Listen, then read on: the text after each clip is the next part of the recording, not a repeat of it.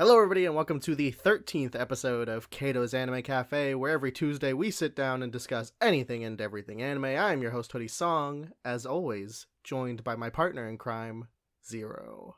Today's episode is brought to you by the Tax Defense Group. The team of professionals at the Tax Defense Group are passionate about helping taxpayers resolve their tax debt. Their services include basic tax preparation, tax audits, resolving large tax debt, and more. They actively represent taxpayers throughout the entire USA, so if you need help resolving your tax issues, contact the Tax Defense Group. Call the Tax Defense Group today at 800-850-7973 to get started. That number again is 800-850-7973, or you could visit them online at thetaxdefensegroup.com. Today's episode is also brought to you by Writer Junkie. Are you thinking about starting a business or a side hustle? For all businesses to be successful, you need a website. Writer Junkie offers website development, content writing, and SEO services for business websites. Call Writer Junkie today at 805-587-7966, and you can visit them online at writerjunkie.com. Thank you to the Tax Defense Group and Writer Junkie for sponsoring this week's episode. We also recently launched our website, ucaststudios.com. With articles about sports, special interest topics, and more, we have some cool stuff on the site. So to read our content, please visit ucaststudios.com.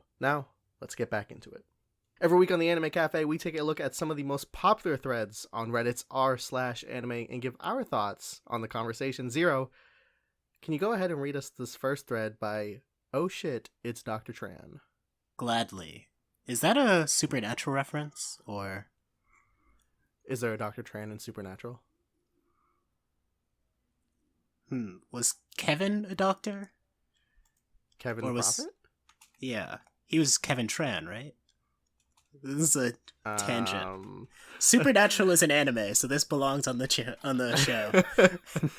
Kevin Tran, that is the character's name. He was young, though, so he couldn't have been a doctor.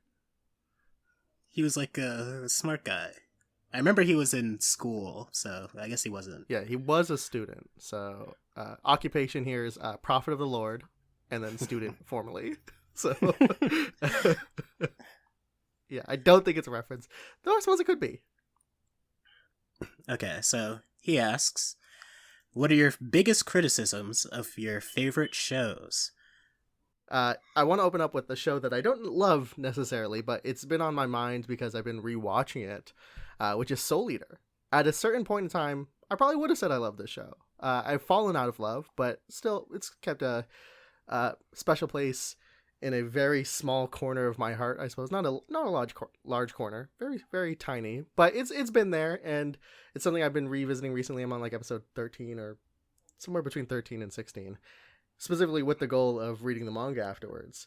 And to me, this is a show that embodies like the idea of, oh, I wish this was good. You know, like you're watching it and it's like, this should be good. It has all the right ingredients, but the oven was set at the wrong temperature or something, and it came out either undercooked or burnt, or there's something wrong here. But oh, it's so good from like a conceptual level. You know what I mean? Yeah, I think this mangaka has a pattern of having these really good concepts and then, I guess, failing to stick the landing. Or maybe, I don't know, because I haven't really read the Soul Eater manga, and I've barely watched Fire Force, so...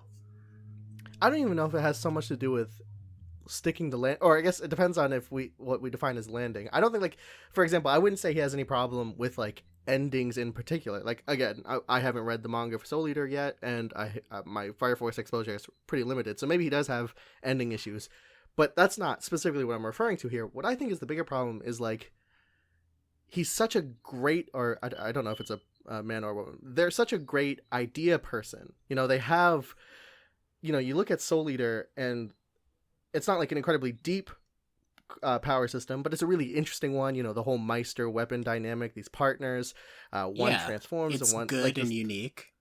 Yeah, and the soul resonance is really interesting. The, you know, the Halloween aesthetic is really strong. You know, it's like really, really cool, you know, to say the least. Like, Soul Eater embodies a lot of cool elements. And then when I'm watching it, and I guess I'm not going to speak to the manga because I haven't read the manga yet, but when I'm watching the anime, it just feels like a really choppy story, almost. Like, the episodes feel kind of start and go. Like, the characters, they don't feel all that well fleshed out. The plot feels a little thin, in the world, for as cool as it is, you know, like for how much I like Death City and the people that inhabit it, also feels like really outside of Death City, really normal and like plain and kind of boring. You know, at the very least, it's underexplored, and at worst, it's just lame. So for me, Soul Eater is like this idea where it's like, if someone pitched this to me, if the mangaka came up to me and was like, all right, here's my idea, goes down the line and really even like pitches the characters, pitches the story beats, all that, I'm like, that's good.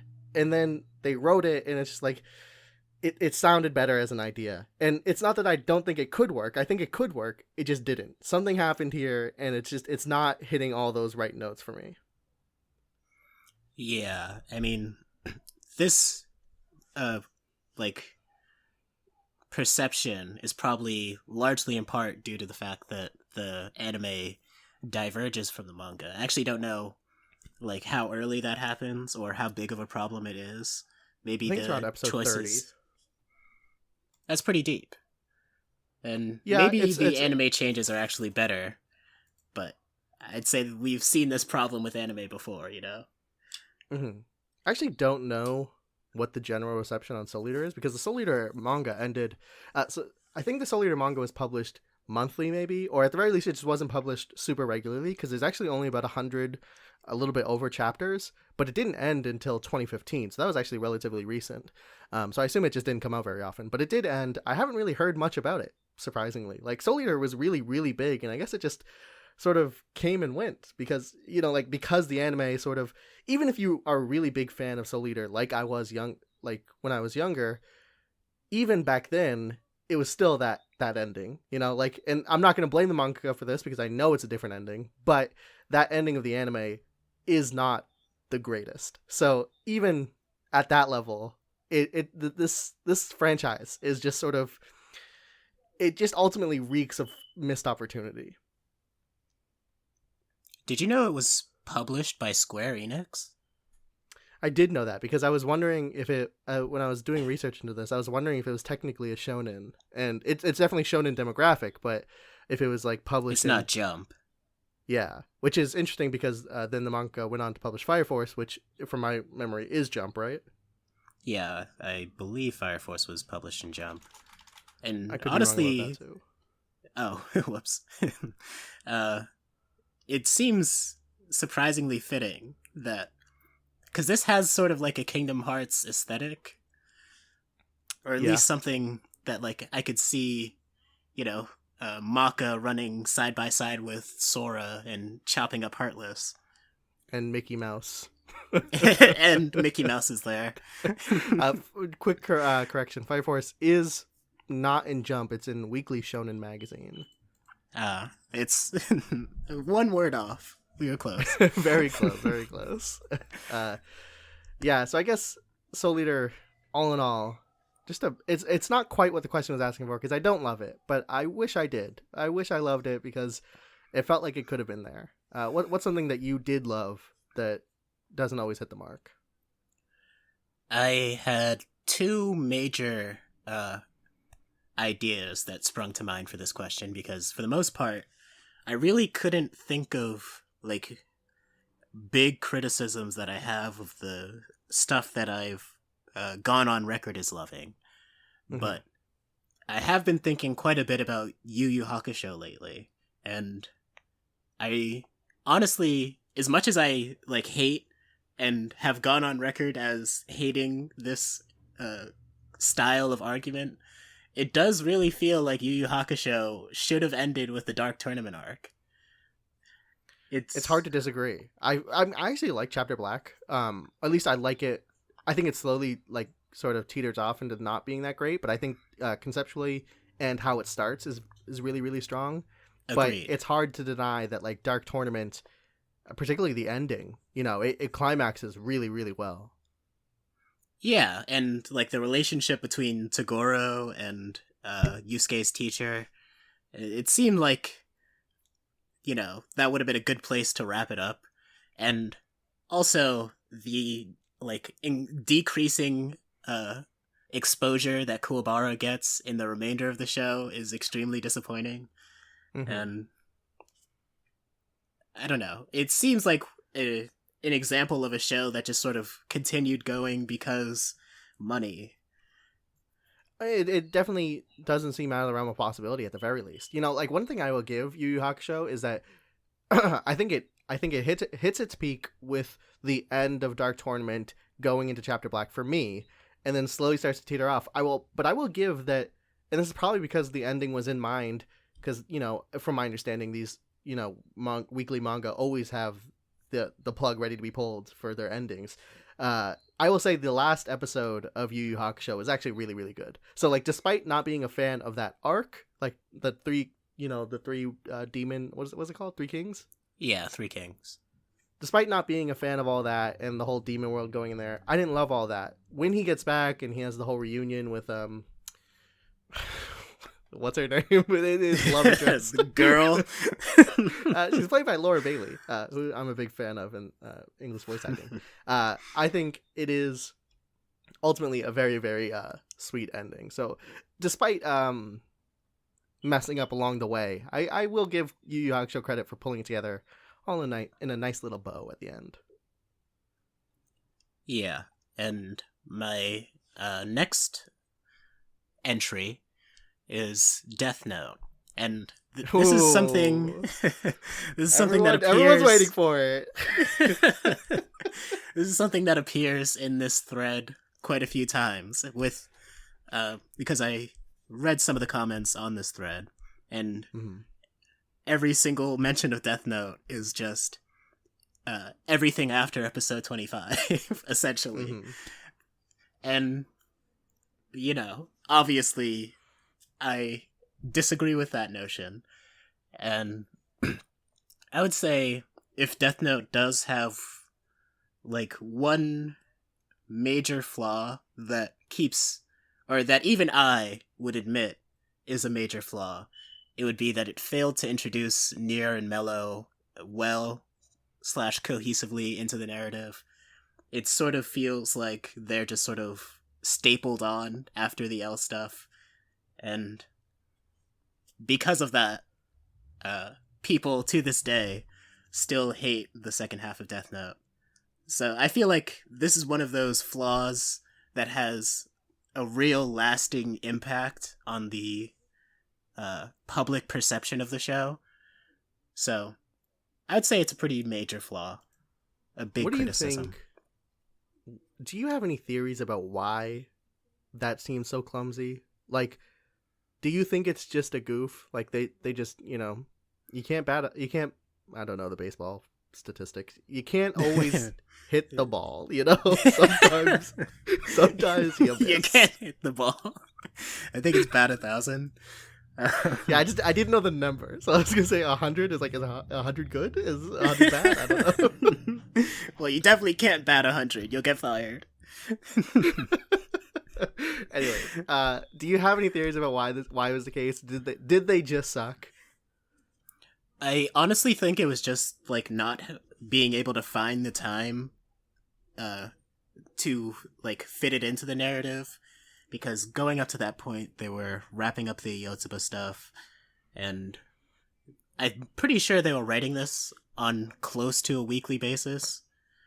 I mean, that sort of thing's mostly speculation, but I think it was just like time management problems. They couldn't find a way to fit them in organically.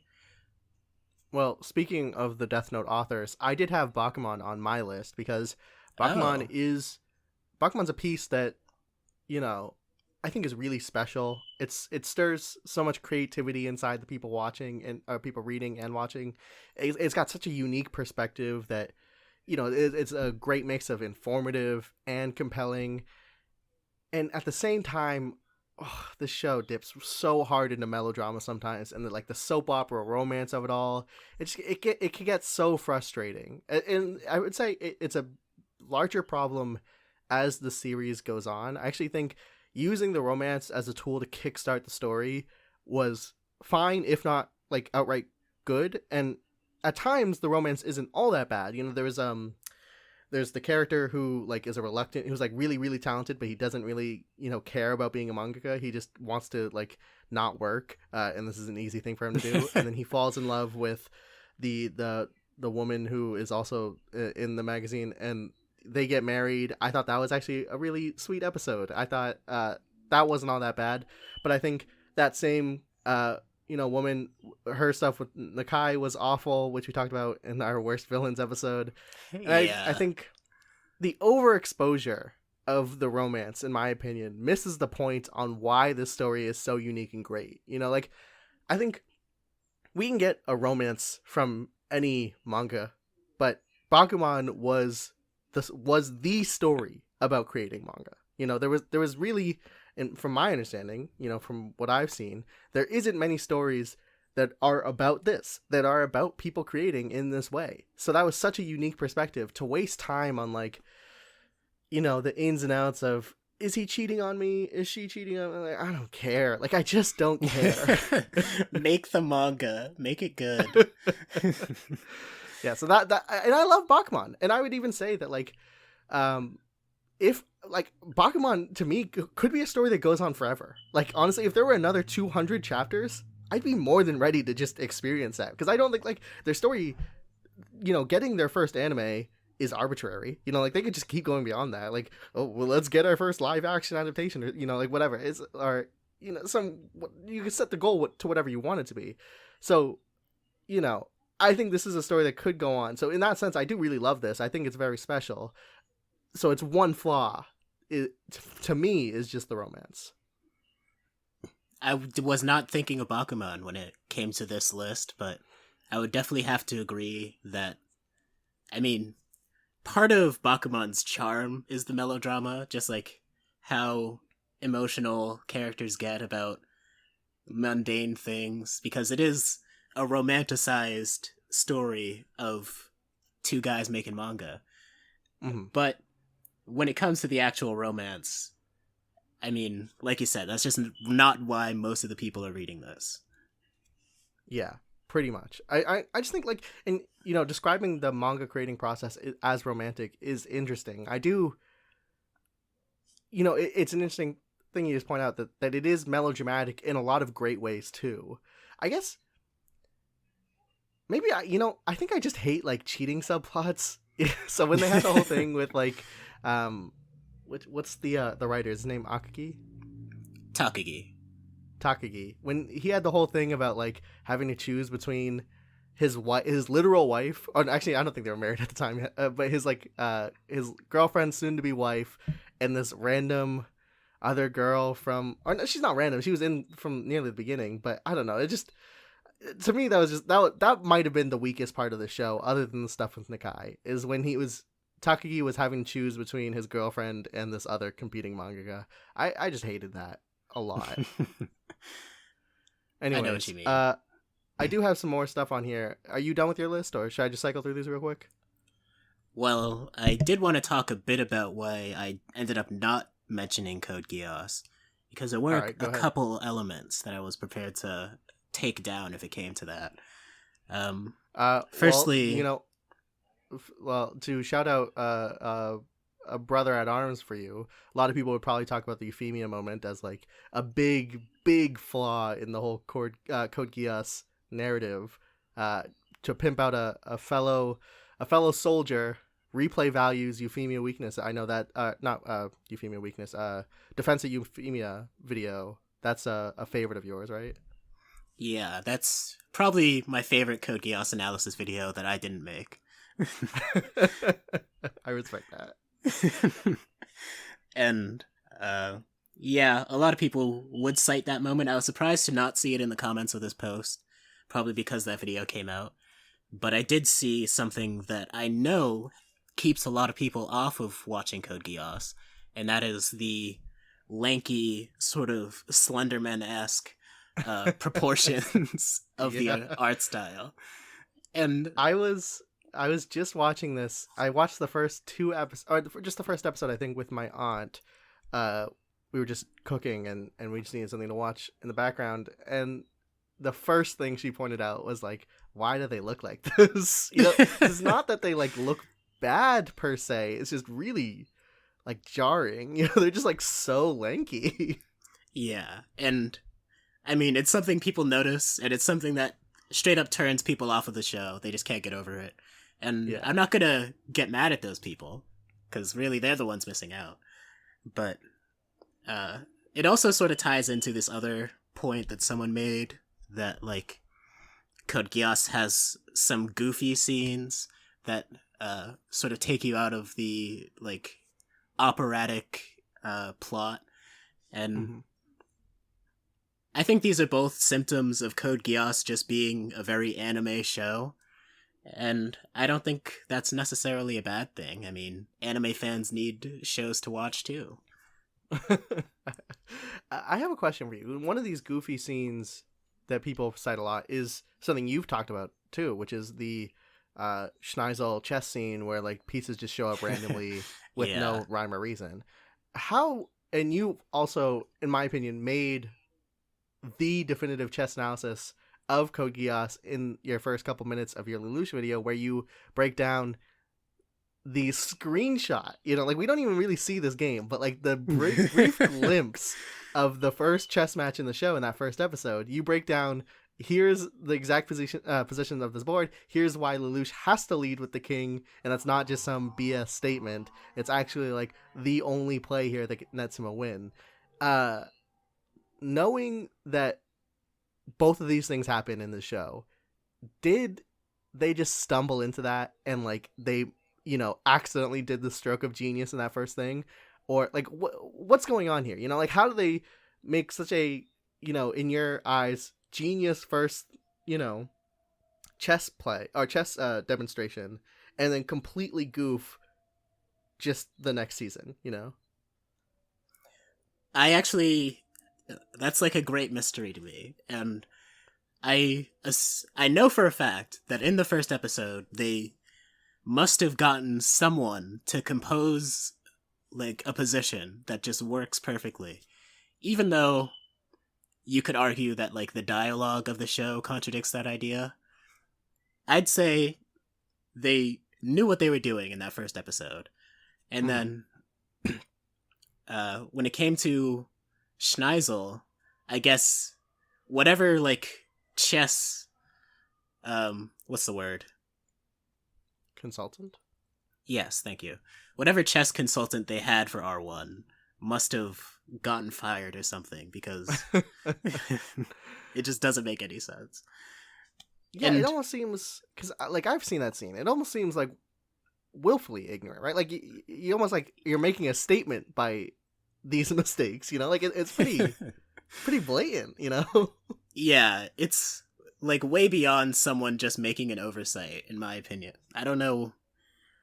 I don't get it, because not even just that one game in episode 1. I also briefly talked about another chess game in my last Code Geass video, where he was playing Mao like 12 episodes later, and it still had like a pretty decent basic understanding of chess. So I don't get it. Yeah. I don't know. It's just one of these like eternal mysteries where, you know, people, they produce these strokes of genius, and then at the same time, you know, they just completely mess up and goof, and it's just like it goes back to what I was saying. You know, sometimes you just can't hit the ball. Anyways, was there more to say about Code Geass or no? No. I did have one more other point. About Code Geass or no? No, about the question. Okay. All right. Well, I have a couple more on my list, so let me give one, and then we'll go back to you. I just wanted to quickly talk about Jojo, because I would say Jojo's not a show that I love. There are definitely parts that I like. However, I would say part 4, you know, we did a review of because part 4 is like close to 40 episodes. We did 2 reviews, one where we just watched the first half and one where we watched the second half. And we were actually really, really positive on the first half. Like I was actually thinking like, this is it. This is when Jojo becomes fantastic and a thing that I actually love. And then to see it falter, and so I guess to be more specific, I think Diamond is Unbreakable orchestrates this beautiful symphony in its first 24 episodes, where we are watching Kira Yoshikage dodge and weave these, you know, people who are way stronger than him, and it's this great tapestry of interconnecting webs of characters we thought wouldn't be important, characters that, you know, came out of the wood or came out of the blue and surprised us in really interesting ways. It was so phenomenal. It was this great confrontation and then a great escape, and the way the episode 24 ends with them, running out and realizing that he used the Cinderella stand to change his face. He could be anyone. We have no idea. And the way I think it even goes to like black and white. I think it was so fantastic. And then almost immediately afterwards, teeters back out to boring villain of the week shit. Like immediately afterwards, it just loses all momentum and just goes straight back to what it was before. And to me, that was like such a frustrating disappointment when we were reviewing that show. I should really watch more JoJo's. I mean, I started part 5, but I never went back and watched parts 1 through 3. I have not rewatched too much. I know we watched part 1 when we were reviewing the manga. At least I don't think we watched all of part 1. I think we watched like a couple episodes. And I thought that was actually really good. Like way better. I remember when we were recording that podcast, or at least I remarked on the fact that like an episode that didn't quite land, or a chapter that didn't quite land in the manga, did really well in the anime for me.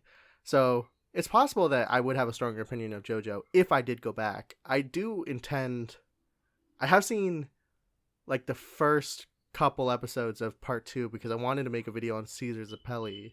I think I got all the way to the part where they were training, and it's good.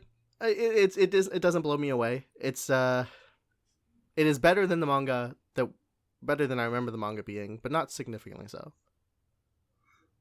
Honestly, I don't think we would have made it through the anime. I mean, wow. Only by like the logic that we sort of had to force ourselves to get to a point in the story where we started enjoying it. I feel like if we started watching part 1 of our own volition, we probably would have stopped or dropped it. Oh, like if we were just, not recording a video about it or whatever? Yeah. Almost certainly. I mean, maybe out of curiosity I would have started part 2, but I don't know, probably not. Or maybe just out of curiosity for getting to stands. I remember that being a huge deal when we were reading the manga. I just want to get to the point. We gotta get to the stands. Yeah, and stands are cool, but not as cool as I was hoping, I guess. Anyways, enough about Diamond is Unbreakable. The other one, let's go to your list real quick. You had one more thing you said?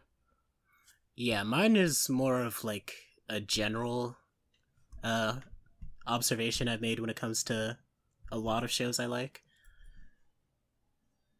So, I'd say, I've seen a lot of like shonen stuff, either like martial arts or battle shonen, also some sports stuff, and pretty much like the majority of anime and manga that I've seen to the end have some kind of anticlimactic or otherwise poorly executed ending. Have you noticed this problem? Sorry, repeat this? What is it? So, this is just a trend of anime that I've seen to the end having an anticlimactic or otherwise poorly executed ending. What's an example? Well, the examples that like come right to my mind are shows I know you haven't seen, but then there's obviously Naruto. Yeah, I guess I don't know. Because part of me is confused because I think it's talked a lot about how like a lot of these manga do have ending. I was talking about Yu Hakusho, is that they, from my understanding, do have endings planned. Even when they don't have a whole story planned, they at least have like they're told to go into it. Like this could get pulled at any point. Be prepared to you get 3 chapters, close it out. So you would think more of these people would have solid endings in mind, because you would also have to imagine like if you're going in to pitch to Shonen Jump, you're not pitching. If I'm going in for One Piece, I'm not pitching the next 900 chapters. I'm pitching the first 50 and then the last 20. So you'd think the stories that make it would be the ones that have good endings, if not great endings. So it seems like a weird phenomenon almost. Yeah, I often think it's tied to them, like, not really grasping how much time they have, because it seems like a lot of the times with shows that obviously get cancelled, there are a lot of pacing issues towards the end, like with Hmm. Bleach, Samurai 8. Um, but, like you said, I mean, I feel like more of the problems intuitively should be towards the middle of the series, but with a lot of shows, I'm noticing that things get shakier towards the end. Yeah. Do you think is related to what you just said, but a little bit of a jump? How do you think Kishimoto feels about Samurai 8 not working out?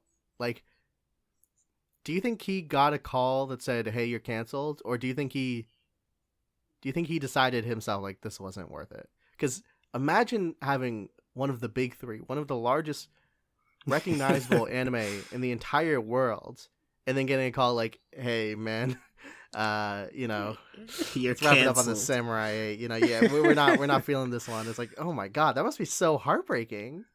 Yeah, I mean, that's gotta be like a blow to the ego. I don't know how he viewed his success with Naruto. Maybe he just always thought it was like a big lucky break. Mm, But if he did think it was the result of his artistic genius, then the Samurai 8 must have humbled him. yeah, I almost feel bad. Let's all go read Samurai 8 for our boy Kishimoto. He did so much for No, us. don't. I did read it. It's not worth it. Let's all just go read. Let's go read Boruto or something. I don't know. Just The reread Boruto Naruto. manga. Boruto the manga seems to be not terribly received. You know, the anime It's people definitely hate. gaining steam, and I have been reading comments on the new Boruto chapters, and everyone's like turning around on it. I still think it's boring. I don't know what these people are seeing.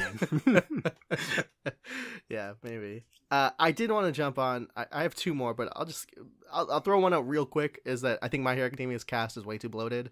We don't even really get to talk about Yes, that much. There's just so many characters and so many characters that you it's know just as obviously true. yeah, it's just like Horikoshi is like a good enough writer. He's skilled enough that when a character gets a spotlight, that character ends up being a fan favorite. You know, like any character he decides these next 10 chapters are about this guy. It's like, oh my god, this guy's amazing. But then immediately after, it's like, they're just back to the and go back to school, and we never hear from him. And, like outside the occasional reaction shots, who like what is Ida up to? I don't know. So whatever. Who cares? Where's Mirio right now? Yeah, Who it's just knows? so. So as good as a writer as he is, I think he got overzealous with how big his cast is. Anyways, that's My Hero Academia. The one I want to focus on is One Piece, because One Piece was. It immediately came to mind when we were reading this question, not because I immediately had a flaw, but because I was like, surely there is one. I was thinking One Piece is definitely a story that I love, so it's prime for this one. You know, let's go back in the backlog, 700 episodes. You know, what is one of them you didn't like? And the truth that I ended up stumbling to was that because of how long the manga is, the flaw of One Piece, in my opinion, is also its strength, which is that like it doesn't feel like a series of highs and lows. Instead, it's more like of an averaged high. You know, it's the things that I don't like about One Piece get washed away. It's like I don't even Hmm. you know like there's so many characters that people talk about like, oh, I hate Wapole, and I'm like, who is Wapole? I've never even heard of this guy before. And I look it up, it's like, oh yeah, that guy. It's like I don't think about him because that was 600 chapters ago. You know, so it's like it's the series is just so long, and so that sounds like a good thing, right? Like I'm saying, like you forget its flaws, but I think it is also a bad thing in the sense that I think it's a disservice to how great One Piece can be to settle it as only good. You know, if I'm saying it's an average high, I'm saying, I don't like using numbers too much, but let's say, One Piece averages out as a 7. I think that does disservice to how many times One Piece is a 10. So I think, Hmm. at its best is amazing, but there's just so much story that ends up blending together, and for all the bad stuff that washes away, it also covers up a lot of the better moments that, you really wished stuck, but they just didn't. That's interesting. I I know mean, we have, I'm still sort of in the early stages of One Piece. yeah. I haven't observed this problem myself, but I could definitely like foresee that becoming a thing. And I mean, I still remember Walpole. Yeah, I guess whether or not this remark reigns true for you is just whether or not you remember Walpole. I think it's interesting because it's, the thing you have to remember about my perspective is that unlike a lot of One Piece fans, which has been this thing in their life for, because One Piece is is so long, people have grown up with it, like it is everything Naruto is to me is what One Piece is for other people. Add another 6 years, Yeah. So it's this thing for like those guys. I could 100% understand forgetting a bunch of stuff. I watched all 700 episodes in 3 months and I'm still forgetting stuff. It's like both people here are suffering from this, at least from what I can gather, suffering from characters just sort of being forgotten about. And good and bad is that stuff is just is washing away. So, I think One Piece is great enough that there is enough highs that I would say like it's not averaging mid. I still think it's averaging high, but I still think it's averaging as high as it potentially deserves. So, do you think One Piece would actually be made better if it was like cut at 500 chapters? Like that's your limit? That is an interesting question. No, not necessarily. Because it's not that I don't like the way it is. I guess there are probably some bits that...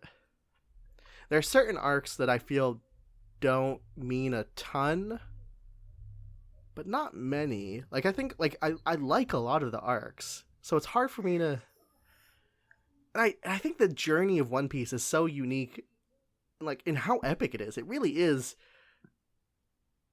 Maybe this is not an apt comparison. Maybe I'm only thinking about this because they both have sailing, but it is like the Odyssey, Like, it's this guy going on this incredibly long journey, But in real time. I don't know. I think One Piece, I don't know if I would change One Piece, but it is an interesting idea. I do think I would be interested to see what gets changed in a One Piece that's half as long. Yeah, I don't even know what it would be. But yeah, I guess my answer is no. I would keep One Piece as it is. But ultimately, I think the way it is does come with some drawbacks. Sure. Just as like a 12 episode show has its drawbacks, so does a 12,000 episode show. Zero, that would be a fantastic segue if we weren't already at 38 minutes. Yeah, so never mind. There's the next Reddit thread that we'll talk about next week is best 12 episode anime to binge, which, I got some great answers. Some answers you wouldn't expect because maybe they're not 12 episodes. Maybe I'm a cheater. To find out what that will be, you'll have to come back next week. I think we're gonna wrap it up, but before we do, let's close out with our final segment. As always, we do quick shout outs to things in the anime sphere right now that we think you guys need to be paying attention to. Zero, what is something cool happening recently in anime that people should check out? So, not really an anime, actually. I've been watching the Supernatural. Actually, I would totally unironically put Supernatural in this segment, but I've been watching this Korean adaptation of this show called Suits, which is available on Netflix, and it's really good. I mean, I don't watch a lot of K-dramas. This one is like about a law firm, and the ace lawyer at this law firm takes in this young genius prodigy as his disciple, I guess. And it's a well-written show. I've been really absorbed by it. Wait, this is a Korean adaptation of an American show? Yeah, of Suits. Whoa, that's cool. It is. Oh, and there's also a Japanese one too. I don't know where that is, but Was this show really popular or something? I don't know anything about Suits. I mean, it has 9 seasons, so I guess. Oh, yeah, I guess. That must make me not want to watch it, though. Like, I don't think something more unattractive is, like, American cable show has almost 10 seasons. Like, no thanks. All the bad stuff will get washed away, so don't worry about it. Yeah, that's true. No, if it's a Japanese anime that has 900 episodes, that's different. My answer for something I think you guys need to check out is a little YouTube channel called The First Take, which I think, looking at it very, like, just skimming it, seems like it's more Korean focused. But the episode that I saw, so the basic conceit of this channel is that, like, musicians, mostly from Asia, from what I can tell, musicians come on, they do a one-take performance of, you know, whatever popular song they're promoting. The one that I saw is by Masayuki Suzuki and Ira Suzuki, who performed the OP from Kaguya-sama Love is War Season 2, which I want to promote two aspects of this, which is that the OP from Season 1 was already so, you know, jazzy and cool. So the fact that they were able to match that for Season 2 with an potentially even better OP, fantastic. That deserves, you know, a shout out right there. What a great OP. The second aspect to this, though, is that these two singers, they just radiate such good vibes. You know, these guys, like this guy's swaggy. You know, he's got swag to the max. He's just dripping in it. So I just think, like, it is, you watch this video and you're like, I don't know, man, I just want to hang out with these two. They just seem really cool. So yeah, The First Take, particularly performing the OP from Kaguya Season 2, otherwise known as Daddy Daddy Do. Go check that out on YouTube. Scooby-Dooby-Doo? Here's a famous Japanese singer doing the Scooby-Doo theme song.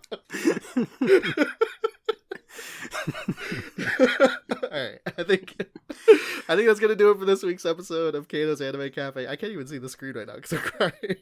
I want to give a quick shout out again to this week's sponsors. Thank you, Writer Junkie and the Tax Defense Group, for sponsoring the Anime Cafe. And thank you to everyone listening. You can catch us uploading every Tuesday to UCast Studios' YouTube channel or your favorite podcast apps. I have been your host, Hoodie Song, with my partner Zero, and we will see you guys next week.